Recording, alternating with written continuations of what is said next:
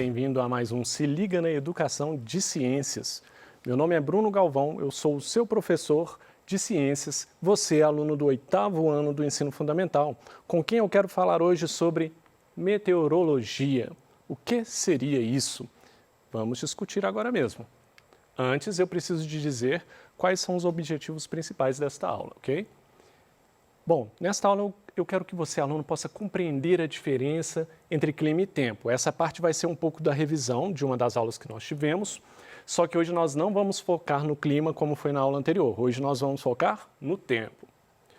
E gostaria que você também fosse capaz de identificar as principais variáveis envolvidas na famosíssima previsão do tempo. O que seria clima, então? Vamos começar com essa breve revisão do que nós vimos antes da semana do acolhimento. O clima, ele é o conjunto de características atmosféricas, como temperatura, umidade, chuvas e vento, de uma dada região, medidas em um longo período de tempo, normalmente em anos. Então, o clima não é uma coisa assim que se mede ali em um ano e fala assim, olha, o clima desse lugar é isso. Não. O clima exige um estudo muito grande, um estudo longo durante anos, para que você possa perceber ali características daquela determinada região que não variam tanto. Que toda vez que for inverno ali naquela região vai ter aquelas características, toda vez que for verão vai ter aquelas características, isso vai ajudar a determinar aquele clima que está relacionado a uma região específica. Vamos ver isso aqui no mapa aqui. Tem aqui o mapa do Brasil com os climas brasileiros. Nós sabemos que nós estamos na região tropical do globo, né? Então nós temos fortemente aqui os climas tropicais. Nós temos tropical de altitude aqui nessa região aqui. Nós temos tropical atlântico, que não é à toa, né? Porque que faz divisa com o Oceano Atlântico. Nós temos o tropical equatorial, que é aqui onde nós temos a floresta amazônica. O famoso clima semiárido aqui, ó, no Nordeste. Então, isso aqui que nós identificamos, clima subtropical aqui também, deixa eu colocar aqui. Clima subtropical aqui no sul do país, Rio Grande do Sul, né, Santa Catarina. Então, nós temos aqui o que nós chamamos de clima. Isso não muda, tá? Vai passar o ano inteiro, vai chover, vai fazer sol, vai entrar inverno, vai entrar verão, mas se perguntar, olha, o clima no norte do Brasil é o quê? Clima tropical equatorial. Ah, mas equatorial, tropical, mas está chovendo. Está chovendo, mas é clima tropical. E clima tropical equatorial, inclusive, chove muito, só faz muito calor.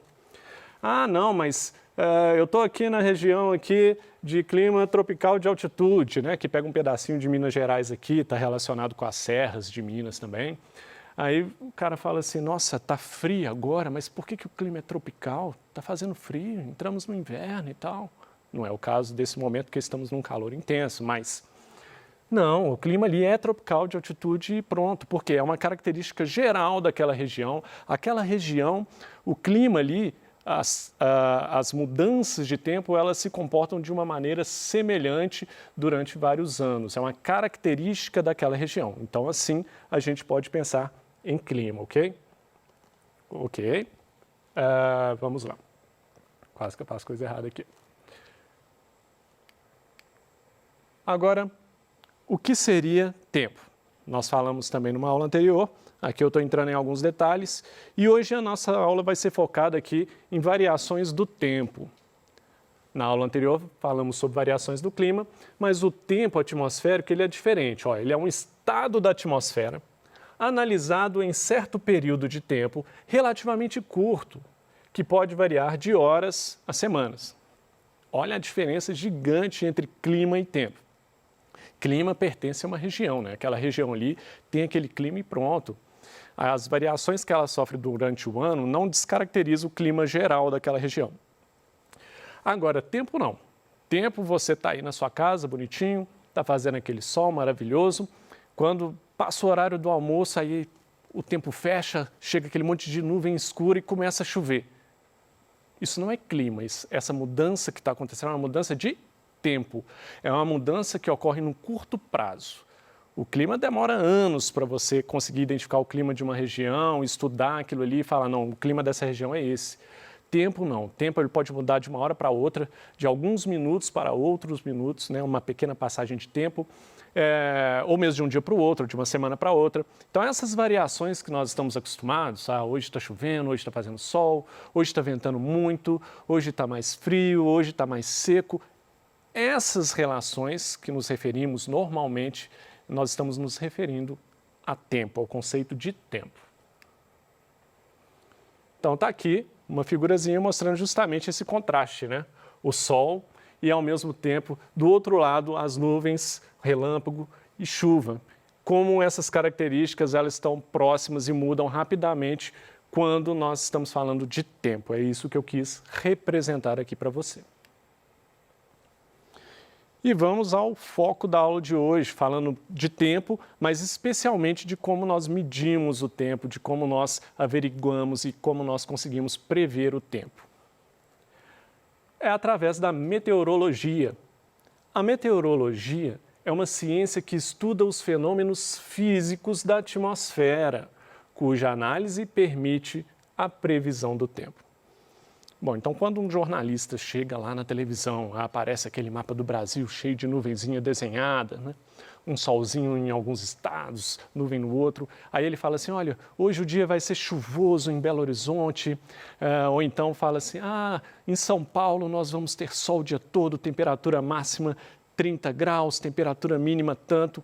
Aquilo ali que o jornalista está falando com você é previsão do tempo, ele está baseado em dados meteorológicos, ou seja, em estudo do tempo, de previsão do tempo. E para que serve isso? Para que eu vou prever o tempo? Qual a importância de prever o tempo? Eu acho que não é difícil de imaginar, mas vamos ver aqui. Isso vai auxiliar tanto em diversas situações do cotidiano das pessoas, né? Se você vai sair de guarda-chuva ou não, que roupa que você vai vestir, se está chovendo ou não, isso tudo vai influenciar de como você vai se comportar. E vai influenciar também nas atividades econômicas, como na agricultura, na pecuária, no turismo, no lazer, na comunicação, na aviação e até na navegação. Ora, se você for o dono lá de uma fazenda e você pratica agricultura, você tem lá a sua plantação, aí você pensa assim, olha, eu tenho que me programar. Se eu tiver uma noção da previsão do tempo, um mês tal, mês de novembro vai ser um mês chuvoso, então eu vou me preparar de forma diferente. Eu não vou encher minha plantação de água naquela época, eu vou preparar de forma diferente. Muitas vezes, dependendo do nível da chuva, eu tenho que até proteger aquela plantação. Pecuária, você também é muito importante você prever o que vai acontecer, se vai chover, se vai fazer sol, se vai estar seco ou não, até para você saber como dosar a alimentação do gado, saber onde você vai guardar esse gado, dependendo do tipo de tempo você tem que guardar ele num estábulo ou coisa do tipo. Enfim, a previsão do tempo ajuda muito na agricultura e na pecuária. No turismo nem se fala, né? Cá para nós, eu particularmente, eu não iria para a praia em dia de chuva, eu espero que você também não. Então ajuda a gente a se prever também. E aí o turismo está ligado diretamente ao lazer também, a comunicação, aviação e navegação. Bom, a aviação e navegação também está ligado à comunicação de certa forma, mas eu vou citar aqui a aviação como um último exemplo aqui. Muitos voos são cancelados por causa de tempo ruim, por causa de uma chuva muito forte, né? Ventos muito fortes, e aí atrapalhar a visibilidade, né? O dia muito nublado atrapalha a visibilidade do piloto do avião. Enfim, estudar o tempo, fazer a previsão do tempo é fundamental para que nós possamos, através dessas previsões, tomar atitudes adequadas para as nossas atividades econômicas e para as nossas atividades diárias, né? Quais elementos são analisados pelos meteorologistas para que você tenha esses dados aí do tempo influenciando a sua vida? Então, os estudiosos da meteorologia, eles vão estudar e acompanhar a temperatura diária de uma região, vão acompanhar a pressão atmosférica, a umidade do ar, a direção e intensidade dos ventos e o deslocamento de massas de ar. Bom, acompanhar a temperatura é um negócio simples para a gente, né? Nós já estamos acostumados, eu imagino que a maioria de nós já conhecem os termômetros, né? Que até nós usamos para medir temperatura corporal, para ver se está com febre e tal. Os termômetros são usados diariamente, principalmente nos grandes centros, nas capitais, você tem algumas esquinas termômetros digitais muito grandes, mostrando a temperatura daquele dia ali, naquele momento, olha, 30 graus agora e tal. Pressão atmosférica, então, é quando se avalia o quanto que os gases da atmosfera estão, vamos dizer assim, pressionando os corpos que estão no planeta. A pressão atmosférica é uma pressão exercida pela atmosfera, e a atmosfera é formada pelos gases. Os gases, eles são matéria, né? Eles ocupam lugar no espaço e eles têm peso também. Tanto é que uma bola de futebol cheia pesa mais do que uma bola de futebol vazia, porque o gás pesa. E esses gases ao nosso redor, ele faz pressão no nosso corpo em todas as direções e faz pressão em qualquer objeto que está sobre a Terra. E essa pressão atmosférica também está relacionada com a formação de ventos. Já pensou o que é o vento na sua vida? Já pensou o que é o vento? De onde que vem o vento? Sim ou não? Pensa comigo. Se você tem um lugar que os gases estão fazendo muito peso na atmosfera, eles vão empurrar o ar. Vão empurrar o ar e vai fazer o ar se deslocar para um lado. Esse empurrar o ar para um lado que tem menos pressão, de um lugar que tem mais pressão para outro que tem menos pressão, é o que nós chamamos de vento, é um deslocamento do ar. Então, o movimento do ar é o que chamamos de vento. Também são analisadas a quantidade de partículas de água, né, de moléculas de água que tem no ar, que é o que chamamos de umidade do ar. Então, quando falar assim, olha, hoje a temperatura é tanto e a umidade do ar está em torno de 12%. Inclusive, nós temos aí recentemente muitas cidades e estados que vão estar com a umidade relativa do ar muito baixa, aí, segundo alguns jornais. Enfim, a umidade do ar se refere à quantidade de água que tem no ar mesmo. A gente respira oxigênio e tudo, mas saiba que aqui tem moléculas de água no ar, sim. Tem moléculas de água no ar e são fundamentais, inclusive, para o nosso sistema respiratório, para ajudar a manter a umidade aí do nosso sistema respiratório. Tanto é que quando o tempo está muito seco, né? Quando fala assim, olha, hoje o dia vai ser muito seco em Belo Horizonte, dias secos levam a doenças respiratórias, desenvolvimento de alergias, rinites, entre outras coisas. Direção e intensidade dos ventos, eu acho que é mais tranquilo a gente entender, né? Para onde que o vento está indo, se é para oeste, se é para leste, norte, sul. E o deslocamento de massas de ar também são avaliados para fazer previsão do tempo. Então, existem grandes massas de ar, né? Que podem carregar, inclusive, umidade ou não. E massas de ar quente, massas de ar frio, você talvez já deve ter ouvido falar nisso nas previsões dos jornais também. Uma massa de ar frio está vindo em direção à região sudeste do Brasil. Está chegando uma massa de ar quente vinda do Oceano Atlântico. E muitas vezes essas massas de ar, quando se encontram, elas provocam chuva. Então, é um dado importante também para se prever a possibilidade de chuva, se o tempo vai estar seco, se o tempo vai estar úmido. É um outro fator importantíssimo aí para a avaliação do tempo. Bom, e a tecnologia dessa previsão? Como é que você mede tudo isso? Não é olhando, né? Imagina você olhando, estou vendo a nuvem chegando. O pessoal antigo é muito bom para prever o tempo, né? Olha assim, olha, hoje vai chover. Está vendo os urubus ali? Quando começa a aparecer muito urubu, vai chover. Eu já ouvi muito dessas coisas. Mas aqui é diferente. Aqui você precisa de tecnologia, sem desprezar a sapiência dos mais velhos, que muitas vezes tem uma noção boa se vai chover, viu? Mas hoje nós usamos aí satélites artificiais, por exemplo, que vão coletar dados sobre o deslocamento de grandes massas de ar da atmosfera e das estações meteorológicas espalhadas pelo país. Então, esses satélites eles conseguem tanto coletar dados dessas massas de ar se movimentando e também coleta dados das plataformas, né? Ou, na verdade, o certo seria dizer das estações meteorológicas. Tem aqui uma figura representativa disso. Está aqui um satélite.